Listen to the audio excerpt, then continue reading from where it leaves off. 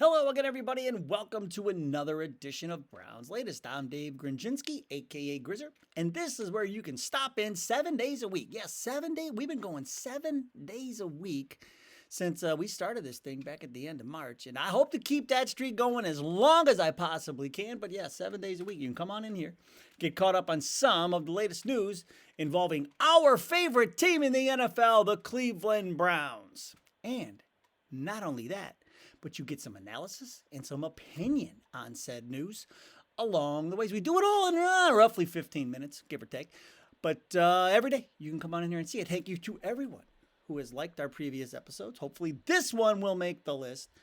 And then to everyone who has subscribed to the channel, and to all of you who get your comments in the viewer comment section. And sometimes I say things that just get myself in trouble. Sometimes I don't. But anyway, hey, don't forget, do fast. Scan that. Scan the QR code. Find out what happens. That's all I'm going to say. I'm going to leave it at that. Now let's get to what's on today's show. On today's show, after the quarterbacks, what now has jumped to the top of the list of the most concerning rooms heading into training camp? You probably already know that one of the Browns' cornerbacks made it into the top 10 list in the league, but where he ended up may surprise you. Now that training camp is underway, I have one word for each of our quarterbacks that describes how Browns fans feel about them. And down in the viewer comments, why I'm a bad Browns fan for rooting against the Ravens.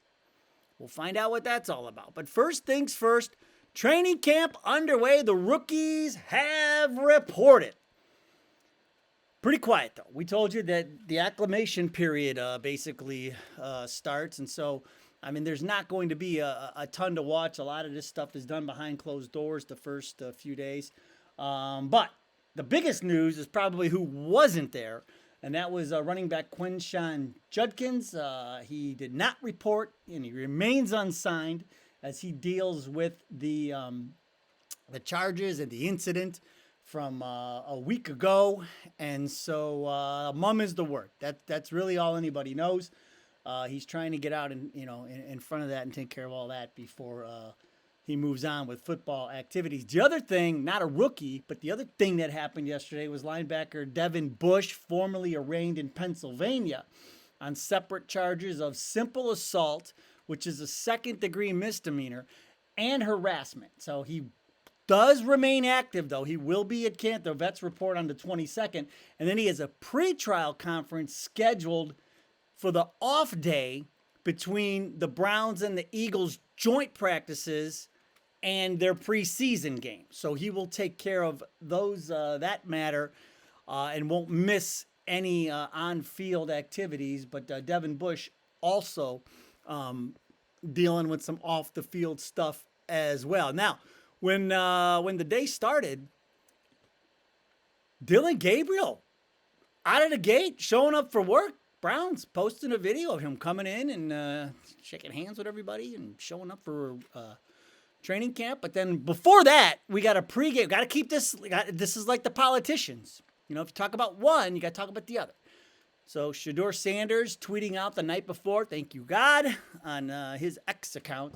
So Shedeur letting everybody know, he's ready for training camp. Now, the most concerning room now, of course, the quarterbacks are going to dominate the conversation, no matter what. I mean, if the quarterback, everybody's going to want to know what they ate in the morning. Like, it's just going to be, that's how crazy this is going to get.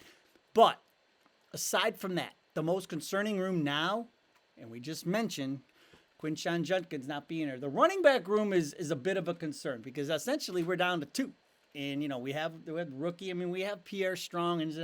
But, that is going to be the situation as training camp gets going. That's your sidebar situation of concerns to pay attention to as we move forward. And that came about out of the blue. Did not expect any of that. But aside from the quarterbacks, you'll have the running backs to watch. But then today we're also talking cornerbacks because ESPN, this is the Jeremy Fowler thing, You remember they surveyed executives and coaches and scouts to help them rank the top 10 players at each position. And so then they compiled all the votes. They also looked at, they did interviews. They looked at film. They had their NFL analyst, Matt Bowen, break down film. And this is how, remember, Myles Garrett, number one for edge rushers. And this time it's the cornerbacks. And you know one of our guys is on it. You know one of our guys is on this list. But Denzel Ward is number 3, even though he led the NFL last year with 19 pass breakups. You see, Pat Surtain, Surtain was the Defensive Player of the Year last year. Stingley topped the list. Devin Witherspoon slipped in there at the end. But you know what I love about this list other than Denzel being on there? No Steelers, no Bengals, and no Ravens. How do you like them apples? So, Denzel Ward. Now, here's the thing, though. You know, Denzel is actually the oldest guy on this list at 28 years old. There's that 28 years old again. I mean, he's a 4-time Pro Bowler. And here's what they said about him. They said Ward does have a high-risk, high-reward playing style. That's what Fowler noted in his rankings. He ranked first among all cornerbacks with a 26.4% ball hawking rate, but he also allowed 10 yards per target. Now, if that's not enough of a concern, you know what it is for me with Denzel Ward is he can't stay on the field. So let's take a look at his history. The injury history, he missed 3 games in 2018 with concussion-related issues. 2019, 4 games with a hamstring. 2020, 3 games with groin and calf injuries. The concussions returned in 2022. He missed 3 games then. 2023, shoulder kept him out. And then that shoulder again last year. Remember, he left 3 games with other. He had a chest injury in 1 game, an ankle injury there. So he started games and left 3 times, but then he missed the season finale with the bad shoulder again. You add it all up, that's 17 games in his career, but it just seems like it's a recurring thing with Denzel Ward. So, the big thing with Denzel this year, we know he's got the talent. I've always said it. When he's out there and he could ball out. Now, the 10 yards a catch thing, whatever. That could be anything. Who knows? But when he's out there, he can play. The biggest thing with him is staying healthy. So we have got to keep him on the field. 3rd best cornerback in the league. That is from the scouts, the talent evaluators, the coaches. Those are the guys who are on the field who decided that. Now, one thing that I decided is one word to describe each of our quarterbacks. And I am representing Browns fans here. And so this is where I'm going to get hammered in the viewer comments. And that's fine. I can take it. But this is where I think Browns fans' heads are, the one word you can use to describe each of our quarterbacks. Are you ready? Here's the list. Joe Flacco, safe. Kenny Pickett, untrustworthy. Dylan Gabriel, uncertainty. Shedeur Sanders, hope. Why safe for Joe Flacco? Why not? He knows the offense. He's the veteran. He's been here before. Like that's your safety net. He's the safe. If you just wanted to put him out there, everybody will go, okay, that makes sense because of all of these things that we just mentioned. He's the guy you'll lean on, right? He's, for advice, for mentoring, for everything. He's the safe bet. Now, Kenny Pickett. Nobody trusts Kenny Pickett because what he's done in the past. 13 touchdowns, 13 interceptions. The record is pretty good, but what he's done in the league, nobody trusts him. They don't trust him as far as they can throw him. And so that's an old saying my mom used to like to put on us. And so, yeah, you just can't trust Kenny Pickett at this point. He needs to build trust with the. Plus, he came from Pittsburgh. We hate Pittsburgh. So, but you can't. People just can't trust him at this point. Dylan Gabriel, uncertainty, left-handed, undersized. What's there to be certain about? We already went over this, folks. I looked. It took me weeks to find something to say about a left-handed short quarterback. So I shouldn't say short. I should say under 6 foot. In NFL terms, it's short, but under 6 foot quarterback. And that's why there's so much uncertainty with Dillon Gabriel. You have no idea. We have no idea and that's why everybody scratches their head and says, "Why did they take him in the 3rd round?" It just doesn't add up. So uncertainty for Dillon Gabriel, and then Shedeur Sanders. Hope. Now, when you look at Shedeur, I mean, how much you couldn't ask for anything more. He falls to us in the 5th round, supposed to be a 1st-round pick, maybe a 2nd-round pick at worst. Gets to us in the 3rd round, and all of the stuff he brings to the table with, his dad and prepping him, and Pat Shurmur being there in Colorado, and him working with Tom Brady, and all of these things that add up, just provide so much hope. It's the Shedeur against the world. Remember Cleveland against the world, Shedeur against the world mentality that he's going to bring to this competition. And so that's all we want, folks, in here in Cleveland. We want hope. And Shedeur brings that. Shedeur brings that hope because there's that what if effect. There we go again with the crossed fingers, that emoji. Like, man, if this could work out, if this works out, that'll just check so many boxes for us going forward. And we're not in a rebuild, folks. We're not in a rebuild. We've got enough talent to win games this year, but Shedeur is the hope for the future in the eyes of Browns fans. That's how everyone is looking at it, at least in my opinion. Okay, let me have it down in the viewer comments. Now, speaking of the viewer comments, you guys always provide hope, and we're going to start today with Oval Penguin. 4013. I told you, you got a good handle. You're getting in. Karma. That's what happens because they let Chubb go. They let him walk. Karma. That's what Oval Penguin says.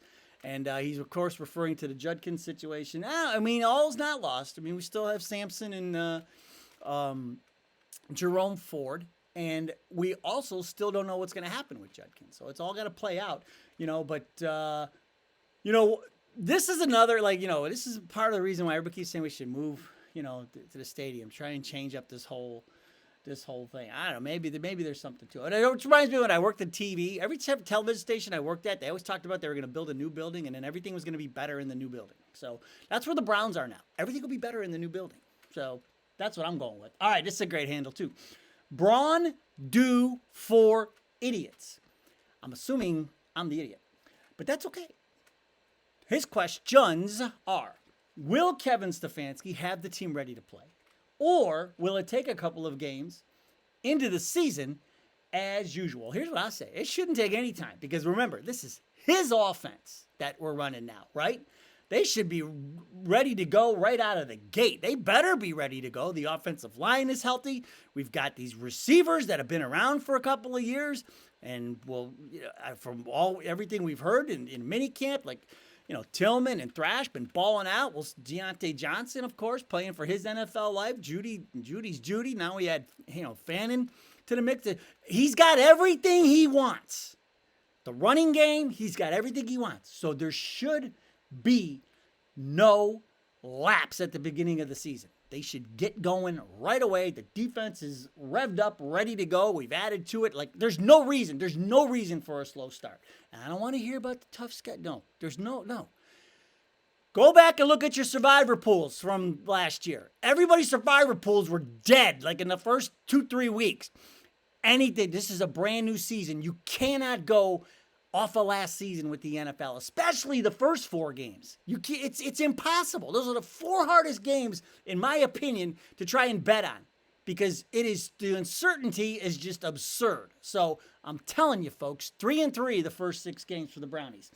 Fox Network TV says Shedeur. Now remember, Shedeur went out and helped the fire victims at the apartment complex the other day, put together that nice little event. Michael Hall Jr. went out there with him. That was great to see. Those are the kind of things you want to see out of a QB1. and the leadership that he showed there, and just taking the initiative and doing that. So he goes there and they hung out with the kids and they play a little football with him. Well, Fox Network TV says that Shedeur. I said he created lifelong Browns fans, and he said Shedeur created lifelong Sanders fans, not Browns fans. Let's be clear, Grizz. And so I disagree with that. I think that when you got the players going and getting out there in the community, that's why they do it. That's why the teams organize this stuff. You get your people out in front of the fans and you interact with them. They're going to remember what team you play for, and they're going to remember, they'll remember your name, but they're going to remember what team you play for. And you see that too, like a lot with the Guardians, the guys get out there, and you help the community that you're playing for. And so, no, I think those are lifelong Browns fans. Sorry, Foss, but that's just my opinion. Christian Ashley -L3166 started as a YouTube handle, ended as a password. Says Deshaun Watson bought state championship rings for the entire Glenville team. Nobody said anything. Well, that was very commendable of Deshaun to do that. Glenville, of course, is a very, Ted Ginn, his son, Ted Ginn Jr., who played in the NFL for Ted Ginn's the coach over there. Glenville dominates in high school football, and they had a great run in basketball this year, too. And so Deshaun pitched in and got the kids their state championship rings when they went back-to-back. And I am mentioning it now. I didn't have a show back then, Christian, but I have a show now, so we'll mention it now. So kudos to Deshaun. We'll end here on Jerry O'Brien, and this is what we teased at the end. I guess I'm being a bad Browns fan, because Jerry O'Brien says, Grizzer, predicting the Browns will lose again is a good bet. Predicting injuries is silly. Remember the other day I said, we talked about older running backs and older wide receivers, and I said, look at Derrick Henry. The guy's a freak of nature. He's well beyond 30, and he just keeps running over everybody every year. But being the true Browns fan that I am, I said, but I think this is the year he twists an ankle. This is the year. This could be the year. I don't want anything bad to happen. Just twist an ankle, especially against us, both games.